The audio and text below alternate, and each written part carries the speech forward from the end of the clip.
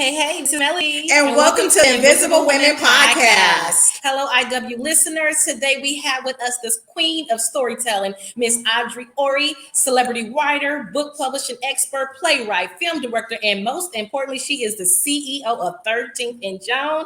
Hello, Miss Orie. We're happy to have you. Yes, hello, queens. Thank you so much for allowing me to spend time with you. Yes, and we are so excited you are here. You look fabulous, and we just can't wait for you to educate our listeners. So let's just jump right into it. Yes. Tell us a little bit about yourself and what sparked your interest to start your business. Did you have, like everybody likes to say, that aha moment? No. Keeping it real. So keep that for Oprah, huh? Right, all the way. So yes, my name is Ardre Orie, and I grew up in a single parent home. I grew up in a home where there was domestic violence. I'm a childhood survivor of domestic violence, and I think those two things really shaped my ability to turn pain into purpose. Oh, yes. I started writing because I was the girl who talked too much in class. Okay, you always she's chatting too much. I got a daughter like that. I talked a little bit too much, and they said, just give her something else to do. So I had this amazing teacher who pulled me out of class, and she walked me down this long corridor, and I just knew I was in trouble once again for talking. And when I got to her classroom, she said, okay, sit down. And she said, I want you to create something. So I said, okay, great. What do you want me to create? And she said, whatever you want to create. But creating is, and she said, you can write, you can sing, you can paint, she gave me all these things. And I was like, okay, well, I'll write because that's close to talking, but I'll be quiet. So yeah, it's a form of communication. It's a form of communication. So she said, well, what are you going to write about? And so I had to make all these decisions. She said, what are you going to write about? Who are you going to write about? Why are you writing about that? Everything was an open-ended question, but it led me to the fact that I realized I was 10 years old. I realized that in my community, I was not aware of Black women who were role models. I felt like I knew they were there, but I couldn't identify them. And I knew that if I couldn't, that meant a lot of young ladies like me could not. So I went on a quest to find these women who were amazing Black women in our community who were, just scientists and lawyers and doctors and all the things that we didn't talk about. Now, Black excellence. Right. And so I then had to reach out to them. Now, showing my age, this was during the time I had to use the telephone book.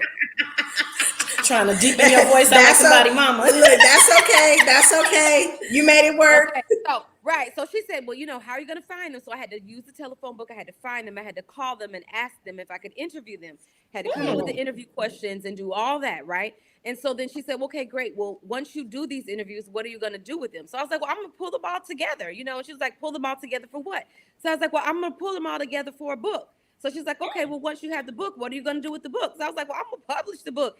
I don't know. So at 10 years old, but it was the open-ended questions that led me to this. Okay. And so I published the book. I brought these women together. The school that day really put a lot of attention on it. I contacted the news. I said, come and interview, see what I did. And the news came and we were on the front page of the paper. And it's crazy because that was 10 years old. Wow. I learned two things. One, I learned that 10 years old, I learned that stories make people stop and listen, right? Everybody wants to listen to a story when someone's telling. Yes. Right? The other thing is after that it was over and everybody celebrated and those women, their stories were celebrated. My mom came into my room and she brought me a handful of money. Okay. And I said, what is this? And she said, this is your money. And I said, well, what am I supposed to do with it? And she was like, whatever you want to do, baby, you earned it. And I thought, well, where did I earn it from? And she was like, this is from your book sales. I was like, girl, come on now. In trouble? Right. Look, pain into purpose. So, I learned that stories can be monetized and that stories make people stop. You can garner attention with stories. They're important and we need to know them. And so that day at 10 years old, I did what I'm doing today, which is almost 4 decades later. It's just wow. Snatched me. That is God right there. I love that story. Amazing. One thing that definitely stuck out, that reminded me that even, you know, how sometimes children are acting out, they're really, like some people say, there's no such thing as bad children. We just have to redirect their attention to find out what helped them find their purpose. And look at you, you found that at 10 years old. At 10 that is years amazing, old. Ardre. I love that story. Very inspiring. Very inspiring. You were gathering women at that young age. That's what we're trying to do now. Okay. But I love it because you knew your end game. You knew that if you gathered all these stories, if you got all the right women into position, that you could strategically write this book. And you did just that. I mean, wow, that is just an amazing story. Yes, it was really fun. But and the other thing that I didn't know is I was writing as them. So I was ghostwriting. Okay. I didn't know. Okay. Wow. Look at that. And that led you into your business now, 13th and Joan. Yes. Right. Wow. That I would love to say that it was, you know, it was a straight and narrow path, but it was not. So after all of that, at 10 years old, and that was a massive success, you know, when I went into middle school, things were very tumultuous. This is when I've been raised in a single parent home with a mother who I knew gave her all to me. She did not date. She did not go out. She was really there for me. Right. But then she found love. But immediately when she found love, I knew that was not right. But I felt like I would have been selfish to say something, because it's like, how could you allow her to have sacrificed all this time and then she finally do something for herself and then you stand in the way of it? So as a child, I thought, no, I'm not going to say anything. But that was awful. I should have said something, because that then led into the domestic violence that we experienced in our home. And so things went completely left. I started failing out of school. I was almost expelled from school. I was acting out. I wasn't sleeping at night. I was staying awake every night because I was not sure, you know, how he would harm her. At school, it seemed cool because I was the girl who had the private phone line, but nobody realized that I had the private phone line because I needed it to call 911 if necessary, right? So it was that kind of situation going on in the home. He would take our car. We would have to walk to, you know, the convenience store to get food. She would, you know, have black eyes and we would hide it. And so, you know, during that time, domestic violence laws were very different, and house business was house business. You know how, like, we live in a time right now, transparent about your pain is in, you know, you're black. During that time, you didn't tell anybody that somebody was beating you in your home. You didn't talk about those things. So we hid all of that. But my pain, you know, it was very traumatic for me. And then not having a father, feeling like, okay, well, something must be wrong with me, or, you know, I'm less than. And so all of those things came into play. So those 3 years were very, very tumultuous. The thing that changed me was when I came home. I had gotten in trouble in school. I was in detention. And so the teacher had to bring me home. My mom was supposed to pick me up. She did not. And I'm like, okay, where is she? I have an attitude. But when I got back to the house, I called out for her and she was not there. She didn't answer. So I'm like, what's going on? I was walking on eggshells the whole 3 years, wondering if I would find her, find her. And so when I came in that particular day, no answer. I walked down the hallway. I'm yelling. By this time, I'm like, something's not right. I can feel it in my spirit. So I found my mom. She was on the floor. She was breathing. She was in a fetal position, but she was unrecognizable. He had taken her out he had taken her out to like a wooded area, and he had beat her. He really wanted to kill her. He just didn't. And I don't know. It was the grace of God that she got back home. Thank you, Jesus. On that day, on that day, I promised her that I would not add to her pain because I was acting out. I promised her that I would not be an accomplice to the pain. I would not be someone who was a part of that, you know, by being someone who wasn't behaving in school. You're not making your mother proud. I'm hurting her more. So I promised that day I would not. So I turned my life around. And then by the time I got to high school, I was able to kind of change some things, get back into student government, all those things. So I wasn't writing during that time. I was writing frustration, but I wasn't writing, you know, in a formatted way. I was always writing, but not in a formatted way. And so then I went on to school for education because that was kind of a safe thing. And so I was an educator, went to become a teacher, resource teacher, and then an assistant principal. And so resigning from my position as an assistant principal, because then I was a mom, got married, all those things, Okay. and had a lovely family, but I was an awful pregnant woman. So they told me, now don't come back in here, don't have any more children. You are not pregnant. You said don't come back in here. You'll Come work back in out. here, please. Yeah. So my husband got a promotion to move us Okay. from Florida to Atlanta. Okay. And when we moved to Atlanta, we didn't have any family, didn't have any friends here. And I had to make the decision if I was going to resign from my position or not. Okay. And I did resign from the position, but I didn't want to pick it back up because I had a newborn baby. So Okay. got to Georgia. And then I thought, okay, I'm going to launch a nonprofit. The nonprofit, because I'm a hard worker, I'm going to make as much money as I did in my position in my first year. You all already know. I failed miserably. Okay, because the money was not there. It was in 2009 when there was a recession. Yes. Okay, and so sometimes in our community, we think nonprofit means not profitable. Not for profit. No, right? Not for profit. That's not what it means. But we sometimes believe that. Okay. So then I said, okay, I now have an organization that I have built, foundation, servicing 500 women and 500 women and teen girls, teaching etiquette, teaching. And I went back to the school system that I worked in and I said, I know these are the things that are missing. Let me pack this mentorship program and sell it to you. So I did that, but robbing Peter to pay Paul. It sounds good, but when you are not making profit, you are just spinning your wheel. Okay, I totally understand. I was being impactful, but there was no income. So there you go. At least you keeping it real. Yes, Minnie can relate. Okay. Yes. I'm taking from the grocery budget to buy snacks for the girls. Okay, I'm packing up my newborn baby because she can fly for free. She's under 2. I'm flying from Georgia back to Florida. I'm driving from school to school, doing, empowerment workshops for the girls at the schools, buying snacks, setting up tables, doing all of that, right? Working myself like crazy. But doing God's work. It was absolutely God's work. So, you can go on the fumes of that for quite some time.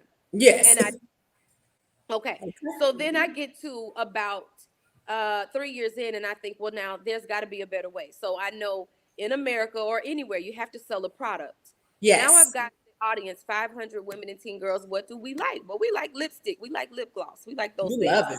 So then I started a company called I Love Me. It was just to reinforce self-esteem, right? But it was selling lip gloss and lipstick. I promise I'm rounding this out, but you just got to hear it all because no, we love it. Like our listeners, trust me, they're just soaking this up. You have to hear it because I think people glorify success, but we don't talk about the zigzag that have to go through to get there. That's right. You're speaking right to me. Okay, perfect. So I did this company, I Love Me.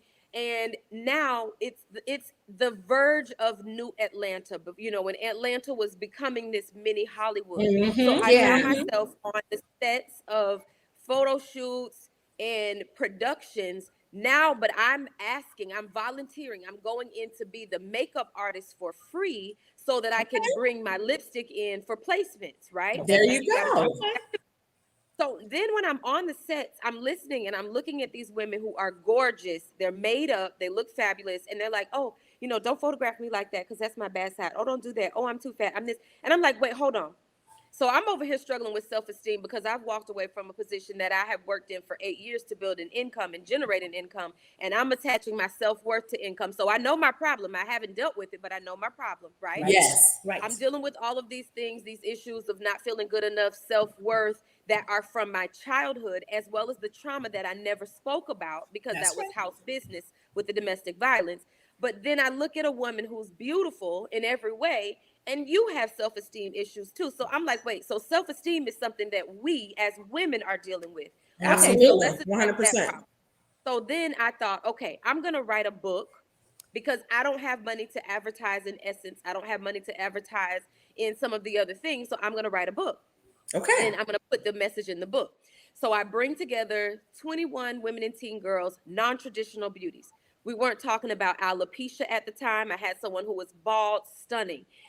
Someone who was very fair, someone who was very dark like me, someone who was covered in freckles, someone who had been through domestic violence, someone who was not the perfect weight according to the health standards, but not the cultural standards. Okay. So just all these different beauties. We had an amazing retreat. Okay, keyword retreat, because we do retreats now, right? Love Had a it. retreat for a weekend. I had a salon to volunteer to pamper these women for the weekend, to give them all makeovers, to do a photo shoot, volunteer uh, photographers, volunteer makeup artists, stylists, all that. We did Beautiful. this. We shot the pictures for the book. Now these women believe in the book because it is about them, and it wasn't about me. It was about them. So Love then it. I interviewed them one time. I sat in a room. I listened to all their stories, interviewed them one time, and then I wrote their stories. Then I called each one of them and I read their stories to them. They were crying because I thought they're not going to like it. They're going to say she can't publish this. Everybody was crying.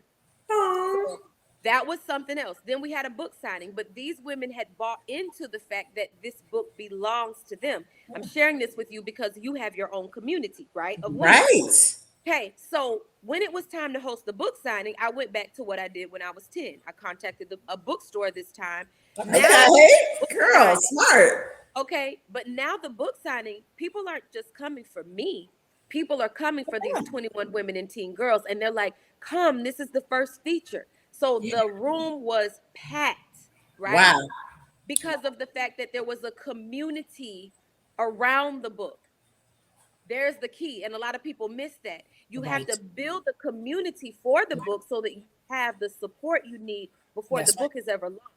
They were more proud of the book than I was because they told their stories and their truths. Okay, the book signing goes amazing. I get a phone call from someone who says, I have a client on VH1 who has a story coming out. I mean, who has a show coming out, VH1. Can you write a book in 30 days? Wow. Well, I didn't have a job, right? Because I had resigned. So Okay. I'm like, I have some time. I can try. I needed to bet on myself. So I wrote that book in 30 days. Then they said, Wow. you don't have anywhere to publish the book. Well, I had a publishing company. I put 13th and Joan together to publish my own work. Okay. Okay, now it's all coming together. So look, you see it all coming together. Come on now. Then Come I on wrote now. that book. Now that's VH1. So then word of mouth. Okay, MTV, WETV, CENTRIC, OWN, all of the networks, because it was word of mouth that, hey, we have this girl who can crank out a book real quick and she can get it published. So it now becomes a part of people on reality TV's storyline. Okay. For 2 years, 3 years, I was writing, ghostwriting, and I didn't even know that was the name of what I was doing. I just happened to look it up and say, is there a word for when you write for someone else, but it's not your, what is, and I found ghostwriting. So that essentially is how I got to this point. Okay. Because it was not me saying, oh, this is an aha moment. It was me literally needing to bet on myself, me needing to deal with my own childhood trauma, and me needing to find a way to value myself outside of generating an income, valuing what I could do and the talents that God had given me. So that's how I got to this point. And then I realized there is a deficit in the literary industry for people of color. We do not have access to equity in this industry, and there needs to be something done about that. So I'm going to create the company that I needed. I'm going to create payment plans. I'm going to create layaway situations so that we can to do. And I'm not saying that because we don't have it. I'm saying that because sometimes we don't have it to contribute to things outside of, our normal day-to-day bills. I wanted to make sure that we had access to it no matter what our circumstances or situations were. So that is how we got to 13th and Joan. I'm sorry that was so long, but I just know we have to talk about the zigzag to where we go versus, yes, I'm here now and it's great. Yes. So that wasn't easy. It was No, that I think that was a word, and you can say it again for the people in the back because I was feeling it. I was having all the feels like when you were talking about how you got to rob Paul to pay Peter and Peter to pay Paul, whoever you had to rob to make your dream work. Right. And so that's just a testimony to our listeners, and I know it's a testimony to me that keep going. Right. When you believe in something, keep going. Right. It's not going to start off glitzy and glamorous. You're going to have one follower. You might have 2 followers. You're not going to have 100,000 followers on Instagram right away. It doesn't mean that whatever you're giving isn't good. Right. You just got to trust the process. That's what I took from your story.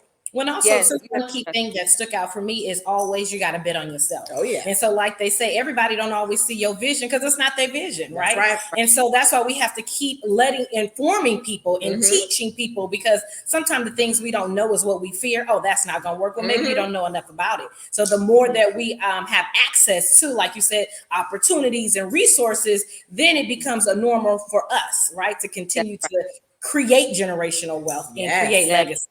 That's beautiful, beautiful. So one question that I have, because I know everybody has history and a story to tell, but what really makes for a good story, like you say?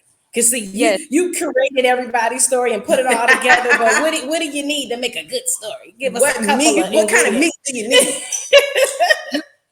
Listen, we don't lack seasoning. I can say that. You know we don't. We got flavor.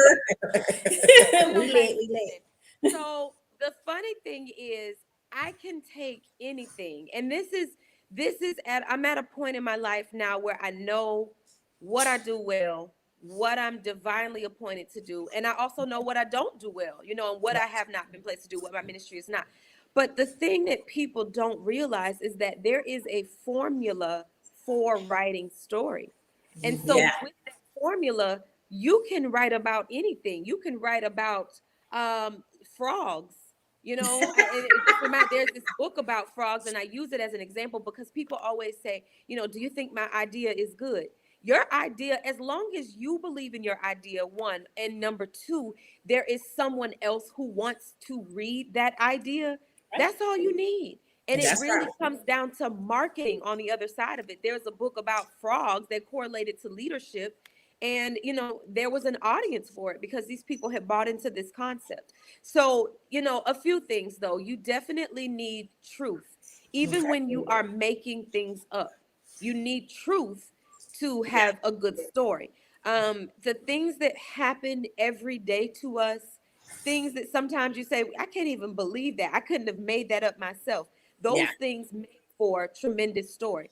But truth, and the reason why I say truth is because in every story, there are highs and lows. Nobody's life is just high. Every person has to go through highs and lows. And so it really flows with the true essence and strategy of the formula of story.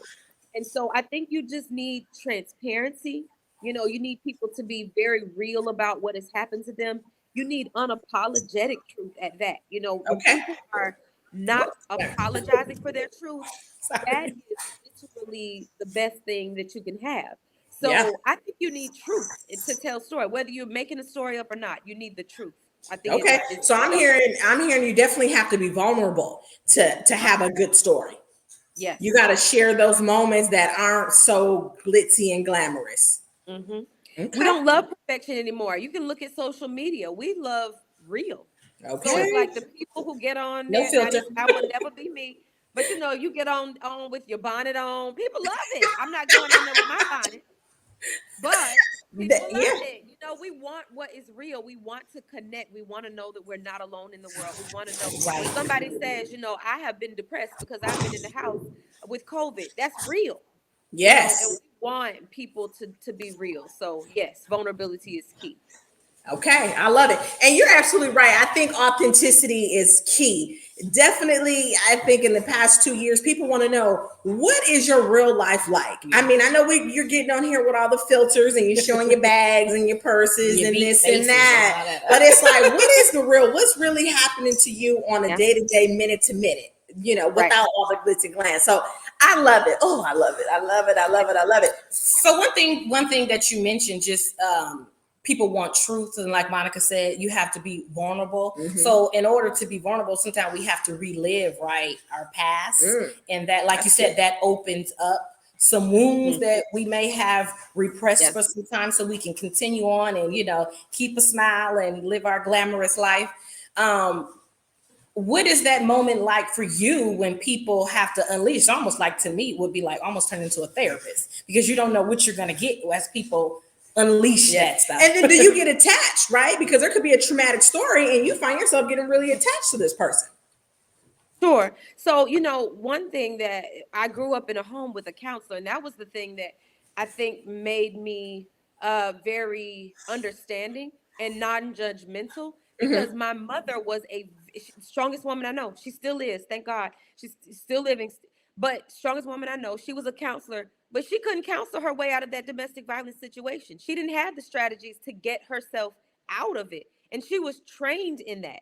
So I am a counselor because I was trained. She taught me how to listen more than I spoke, and to hear. I hear what people don't say. You know, when we're on calls, I'm hearing pauses. You know, Okay. when someone pauses before they talk, they're gonna say they're taking time to say something. They care about whatever it is that they're about to say. It's meaningful to them. When you ask a question and someone says, there's Yeah. meaning in that. You Yeah. see, and so I'm listening to the things that are not always verbal, but Yeah. they are ways that people communicate. I listen to the heart. I know that I've been divinely Oh, trained wow. to hear that way.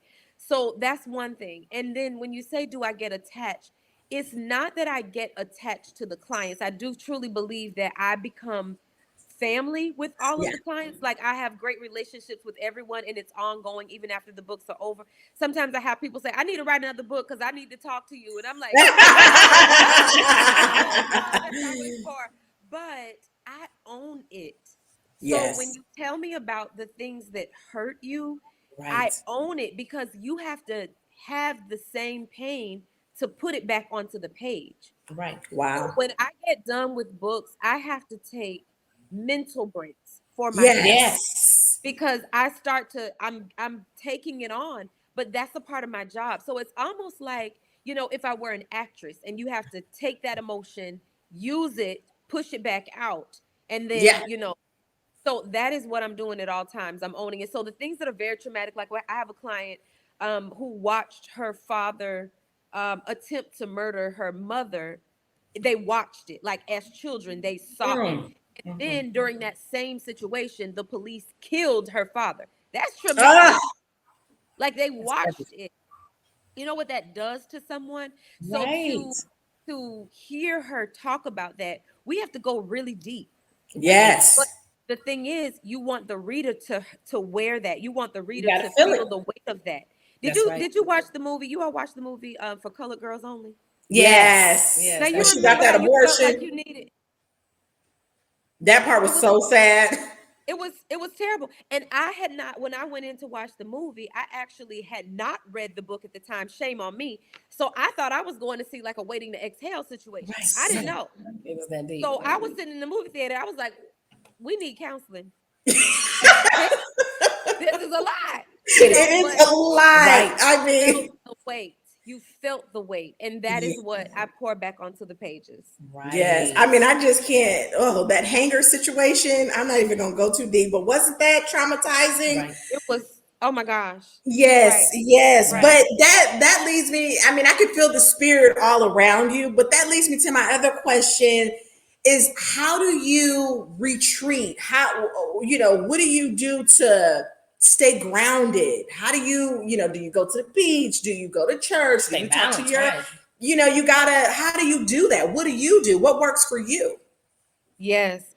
So, for one, I am a wife and a mom, right? Okay. And so your family will humble you like no other. Yes, they Your will. your children will always bring you back center. I know that's right. I don't Whatever care you're what at, you do, who you writing for. You need to come Mama, on back. they don't care. Yeah. So That's right. that is one thing that keeps me very grounded, is because people need me. My Yeah. family needs me, and I did not, as I mentioned, I came from a single parent home. I watched my grandmother. I didn't watch the domestic violence, but I heard the stories. And so I literally know that me being married is breaking a generational curse. So Okay. that is healing for me, because I now get to see my children witness a two-parent home, and I didn't have Yes. that. So it means so much to me to be in that space. And so whenever we do things like we go out to eat together, we call it Yes. family date night. We go out to eat, we go to the movies, that's our favorite, and we travel, so Oh, we that's will beautiful. we do that together. And that is kind of like my retreat, is kind of in them. Yeah. When it comes to just me, I love dating myself. I love Yes. going to the restaurant to eat by So myself. good. I'll go to a movie by myself. I love time with myself. I go to the gym. I don't talk about it on social media, but I go to the gym because that is a stress relief. I try to keep focused Yes. on the books, Right. but so those are the things that I do for myself. On the other side of it, I also am very gracious and thankful because a lot of people live an entire life and they never know why they're here. They don't Yes. know They don't why know they their exist. purpose. Yeah, so I feel like who am I to take for granted that I get to wake up every single morning and know exactly what it is that I'm supposed to be doing? That's I beautiful. can't be mad at that. I can't be tired from that. I can't be overwhelmed by that because Yes. this is, it's just a gift. So Yes. I also don't take for granted that I'm aware of that. Okay. Wow. Yeah. Well, I definitely hear from your story that you have found your purpose. Like they say, what many are called, but few are chosen. And I Okay. think you are definitely walking in your purpose. And Powerful. I love what you're doing, helping us really tell our stories. Yes. And that is just a beautiful thing. So if I could ask you one thing, what would you tell your 8-year-old self? Mhm. I would tell myself that there's so much that I would say, but I would just simply say, know that you are enough just as you are. Okay. Know that you are enough. You have enough, um, and that there is more for you. I Right. think that Yes. so many times we operate from a place of lack. We think about what we don't have, and so we then operate from what we don't feel we're going to get. Right. And so I was really trying to like find love, Yeah. and be love also. I Yeah. wanted to be loved because I don't know, I think there's just I'm a hopeless romantic. I know that, but Right. I feel like love is always, All right. coming out of my veins, right? Coming out of my pores. Yes. And so I Yes. wanted to give that to everybody, but you have to be very careful about who That's you right. give love to. And That's that's right. in all types of relationships. I'm talking about friendships, Oh yeah, Yes. family, business. everything. Everyone does not deserve to be loved by you in the fullness of that. Now, everybody deserves your love. That's what we've been called to Hmm. do. But everybody Right. does not deserve love that is, where you have to compromise yourself to give it. There are some relationships Yes. where you Yes. Right. compromise yourself to give love. The When you love a sacrifice for child, them. you Right. have Yeah. to sacrifice to Hmm. love, right? And that's Yeah. worthy of that. You would never take that back. Spouse, same thing. You would never take that back. Parents, however. But there are some people that are not worthy of those compromises. And you That's have to true. learn that Yes. early so that you cannot waste your time and your cup can continue to runneth over. So I would just say, I would tell myself that you are loved. There will always be enough love. It will replenish every time, and you're enough. And I think everybody needs that. But even as adults, we still need to remind ourselves of that. That's true. That's true. Yes. Yes. Wow. He definitely restored our spirit when we need it, doesn't he? And Always. when you said that you have so much love to give, it's funny because Melly and I always talk about that I was because thinking that too. both of our parents are deceased, but they gave us so much love. They gave us so much attention. Right. And we give it to family, we give it to friends, and it's nothing. Like it means nothing Because that's because what it's we just know. oozing. It's just Right. oozing. It means nothing for me to tell you you're beautiful. Yep. You're doing Right. good. I'm so proud of That's you. right. Encourage you. Always pick up the phone. So you're blessed to have that and know that you have that because a lot of people, they don't have that. And so I love it because I can feel your love and I know everybody else can feel your Yes. love and we feel your love through your storytelling and we just appreciate you. Yes, yes, But lastly, before we let you go, because we appreciate all of our guests and we're not trying to take up your whole night.